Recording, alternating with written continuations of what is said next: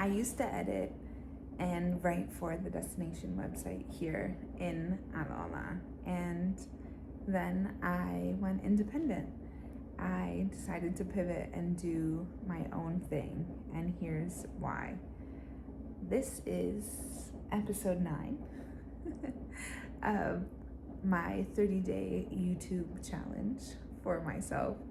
I am going to be posting every day about different aspects of life here on the farm, what it looks like to work remotely, start your own business, be a new mom. And today I wanted to talk a little bit about the pivot I took from working at a company to owning my own business, doing my own thing, and just how life has taken me. Now, I will say, in terms of my career, have had kind of a very random career path in general. Even, I would say I've had different jobs, not necessarily like a career like some people do, which fun to look back on. When I first graduated from university, I actually was an English teacher in Cairo, in Egypt. I had studied Arabic. I had studied human services, which is like nonprofit work. And when I was looking for jobs, I knew I wanted to be abroad. I knew I wanted to be in an Arabic-speaking country, and I wanted to be working with kids.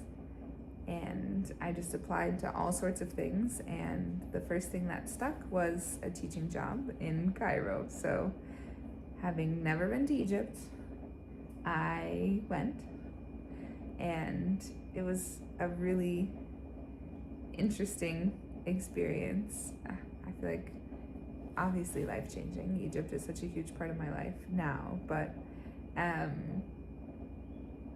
it was so much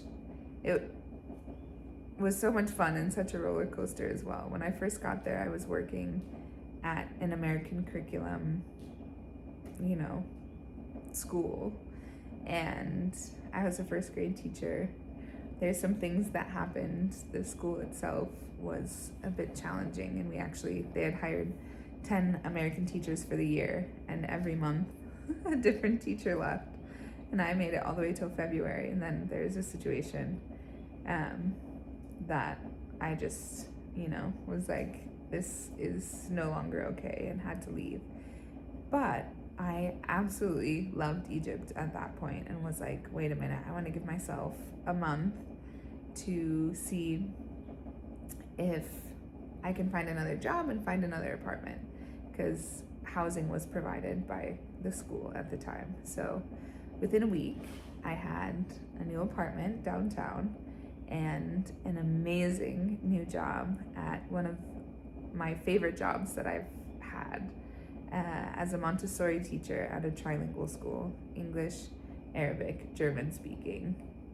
Absolutely adore the school that I worked at then, and all of the teachers, all the students that I met, just the concept in general to have a trilingual school, like that part is what was life-changing. Really opened my eyes to see like how incredible kids are when it comes to learning languages. And anyway, it was so much fun. I was in charge of their garden area, so my job was literally to play all day and pick mangoes, and like, what a great job. But I had a moment where I was like, if I don't leave Egypt now, I'm never going to, and there's a lot of the world to see, and I'm not done, you know what I mean? Like, I just, I was 2 years out of university at that point. So really wanted to do something else. Oh.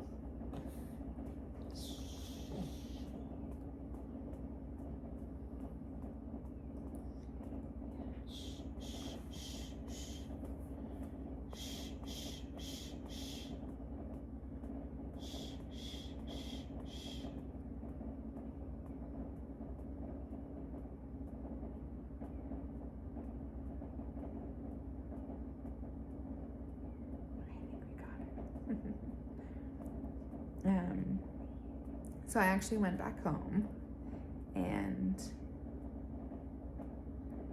worked 3, sometimes 4 different jobs for a couple of months, saved up for what I truly wanted to do. And even the jobs I worked at home were so much fun. I worked on a food truck, which had always been a dream of mine. So that was really fun. I worked at a teeny cookie company, both small in size and small in cookies. They're literally called Thumbs cookies, teeny tiny. And started teaching English online to kids in China.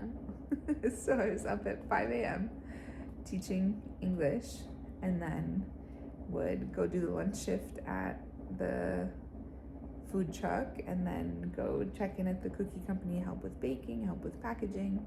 Then it was around Christmas time. I also was working at the store.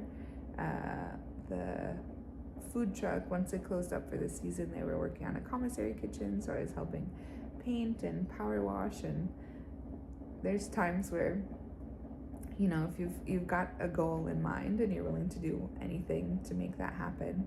I wanted to go to Greece to go work in a refugee camp, and the organization I wanted to go work with is volunteer based. So I was like, I gotta save up as much money as I can to go stay for 3 months, you know, that an American can stay on, you know, a tourist visa in Greece. So, but then just days before I left for this volunteer position, they actually offered to interview and offered a job to be like the facilitator of their child-friendly space. So instead of a volunteer, I would, you know, be running the show, which, especially with my background at the kindergarten, you know, this trilingual kindergarten,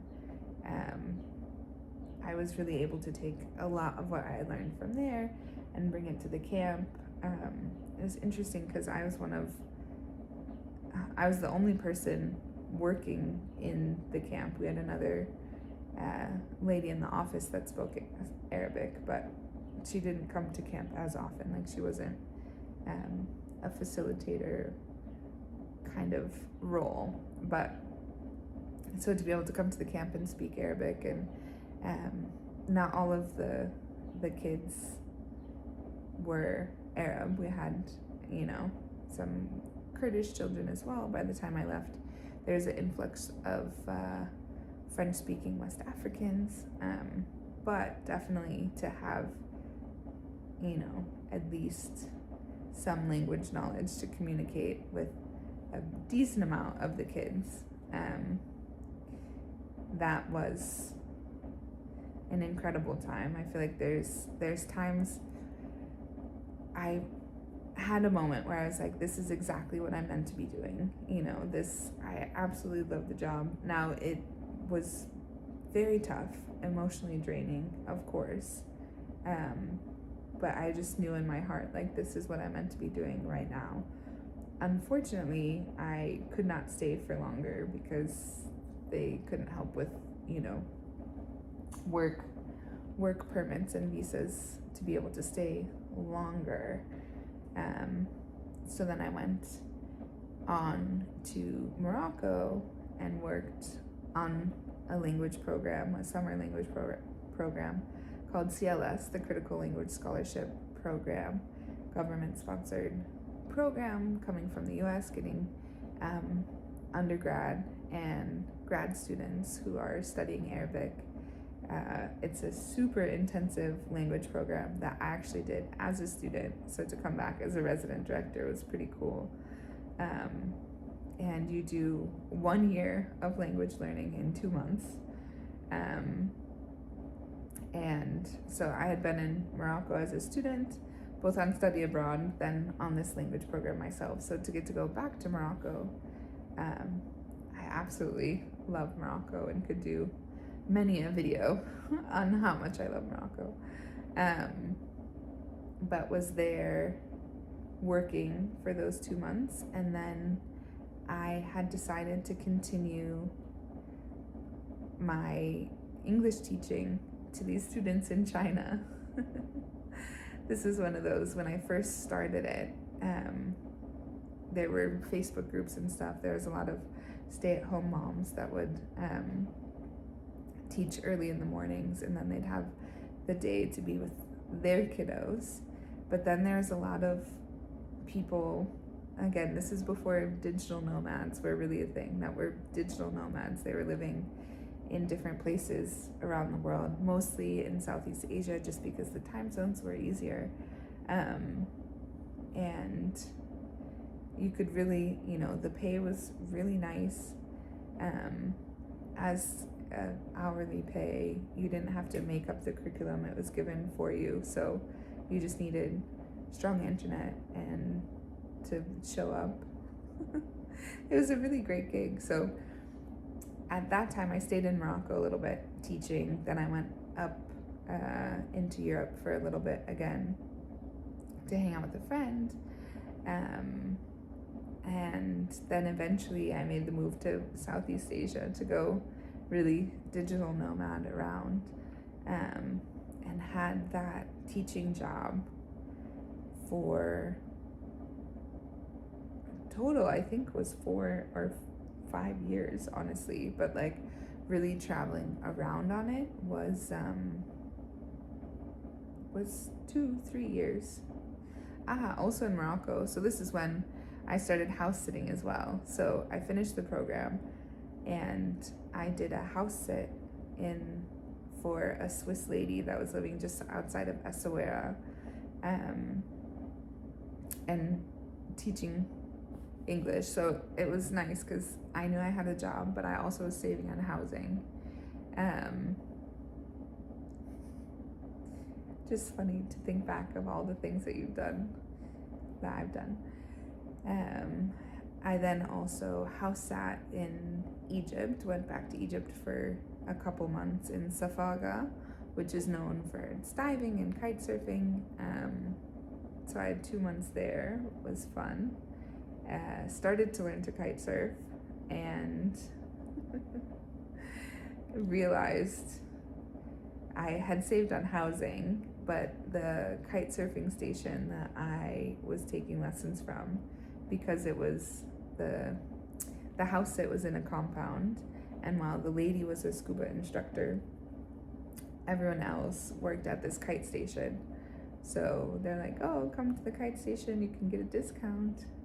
And I did not realize how expensive kite surfing can be depending on where you are. And this, even though Egypt you can find decently cheap lessons and rentals and whatnot, this was like the highest end station I could have been at. So all of the money I saved on that house sit, I ended up accidentally spending because I did not ask before I started. So lesson learned. And then I house sat in China for the summer. And that was really cool to, especially having worked with Chinese students for as long as I did, then to actually see China, I did a whole train trip. That was really cool. And then after that I was in, there's a lot more a lot more nuance to this, but I was mostly then in South Africa. Then I decided to go back to Egypt, and kind of in this like South Africa back to Egypt, I went back to Dahab in the Sinai Peninsula, and this is when I decided to start freelancing, and when I first started to see, like, dip my toes in the coding sphere. Take a little like website in a weekend class, and really liked coding. But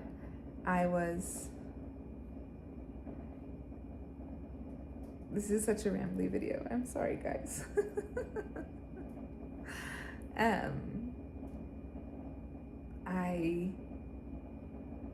Let's see, because I was freelancing, I was also working at a dive center at the time, so doing, again, a little bit of everything. And Dahab's where I met Mito. And then because I was freelancing. He was like, you should come to Dubai.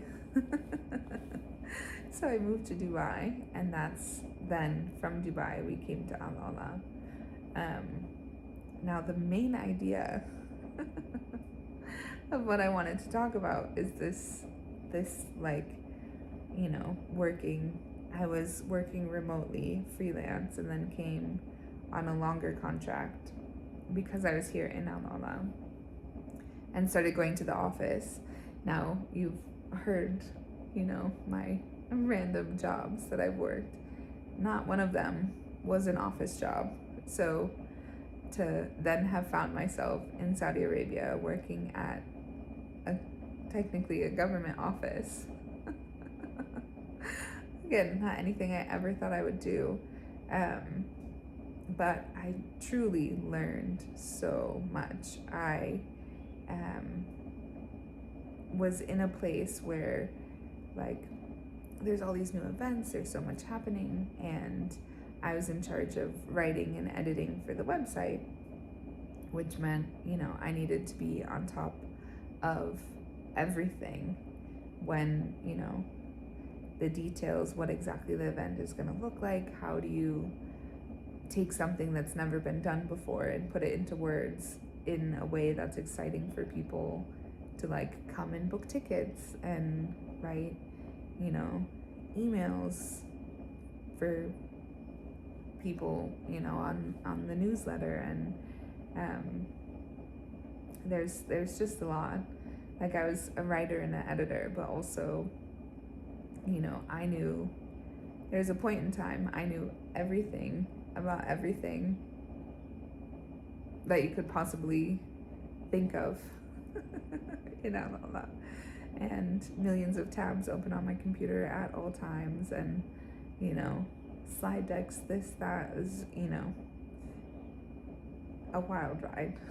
And I'm really proud of myself for adapting to an office job the way that I did, because there's a point in time that I was thriving.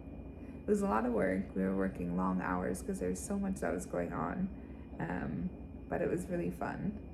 And then at some point they were doing a big website refresh, website update, because the old website, there would be things I would ask about, like, okay, but can you, this is like this, why, can we change that? No. it was a bit of at the very beginning, bit of a simpler website. So I was actually helping with the wireframing, not really knowing that it was called that at the time, but a bit helping with the wireframing and user experience and things like that. So then when they did this big website refresh, then it got me interested in coding back again, because I was like, wait a minute, now I'm seeing how they're putting together all these components. I'm really getting to see how, an agency can come in and help with user experience and the user interface. And again, this is what components, this is how you build a page, this is the reason behind it. So again, sparked my curiosity. I had started a coding course already because I wanted to make a blog for me and Mito, which is where Mito and Tolo came from. We have a blog that is in the middle of its own website refresh and that I have not hit publish yet, but is coming soon. And so I even went to Bali for like an intensive website bootcamp with a company called Institute of Code, which later I went and did a photography, boot camp with them, which was amazing. You learn so much in such a short amount of time. So once I really started taking coding more seriously and even got offered a job to redo a nonprofit website, mnangel.org is an incredible organization. Go check out the website because I'm pretty proud, because I built all of that, and still oversee it. And they do excellent work in Minnesota, which is where I'm from. But you know, as I started learning more about coding and learning about the business behind it, was like, okay, I can do this, you know, as a job. I can, you know, I had hit a point in work where I had felt like I had grown enough, not enough, but I had gotten the most out of that job and that position and that time. I don't know if you've ever had a moment where you're like, okay, I think like my time has ended here, even though it hasn't ended. My mom always says, leave while it's still fun. And it was starting to get a little less fun sometimes. And of that, not that it was less fun, I was more excited about other things. So that was where my pivot from like an office job and working in a big company to then going freelance and doing my own thing. I think I talked about in one of the other videos that we had opened a business in Dubai for our residencies. So I already had a digital marketing agency set up, that, you know, I could build websites and whatnot. And I believe in another video I've talked about how I haven't even really launched that. I have big grand ideas. And again, Mito and Tolo as a blog could be doing a lot more. But I don't know what the point of this video was supposed to be or how it started, but now you've heard my entire career life roller coaster, and somehow we're here. I think all that, to sum it up into something, is that there's power in the pivot. I think that is something that I have learned from my not career, that there's always something else you can do. Follow what you're passionate about, follow what you're interested in. If you want to make it work, you will. And you never know where life can take you. So this is now my longest video so far of the rambles. So thanks for joining. I hope you enjoyed it.